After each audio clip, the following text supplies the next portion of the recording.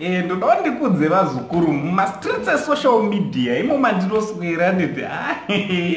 pane ndichifunga kuti ndakurelaxa ka ndakuchizororawo zvandinosangana nazvo zvimwe zvacho makaipa right chiterera muzukuru kanisandataura nyaya yangu ichava pfupi zvisingaita nditi kana unga usati subscribe pachannel panapa I kindly ask you muzukuru kuti please subscribe to this channel. Also don't forget to put your notification bell to whenever I upload a video you will be notified. Anditi right, thanks very much kune vanoramba vachisupporta basa. Anditi vazukuru tine mavideos ataita mamweka chiona mamwe mavideos ataita nhasi kana wanga usati waona. So chiteerai vazukuru mumastreets esocial media mandinoswera ndichitsvaga kuti zviri kufamba sei. Ndabva ndati kufacebook ndikabva ndadzoka ndikabva ndati rega ndikonorava highway ndakananga muinstagram because instagram haiwanzo disappointa zvaya ndichinopinda muinstagram ndabva ndati ndichifamba ndabva ndasanganawo nevamwe vakomana mafanzi ajamaster japraiser nawinky d but zvanga zvichiitika ipako ndezvekuti paita mukomana panga pachiridzwa hello mwari anditi pachiridzwa hello mwari ka pazoita wana taura nendimi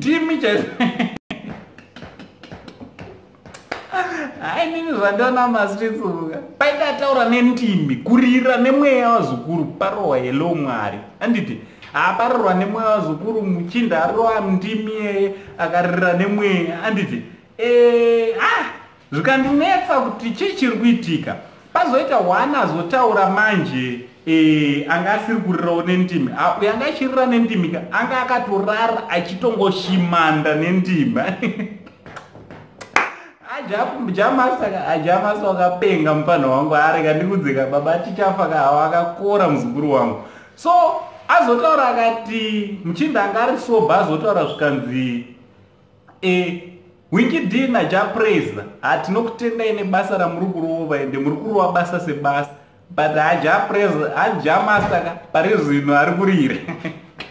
kuti hanzi Winky muriko toziva muri chibaba nemujapraiser but patasvitswa najamaster tinoda kupatenda nekuti hamusati mambotisvitsa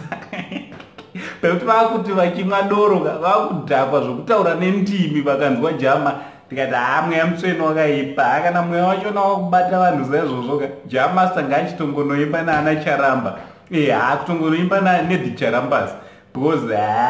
mukomana ari kurova basa sebasa so ndozvandasangana nazvo zvandangoti ichi hachidi kuti chirare chisina kusvika kwamuri chekuti pane vaakutotaura nendimi nekuda kwemusic yajamaster chekuti hello mwari ataura nendimi ndamuonazvo naango saying ndichiti much love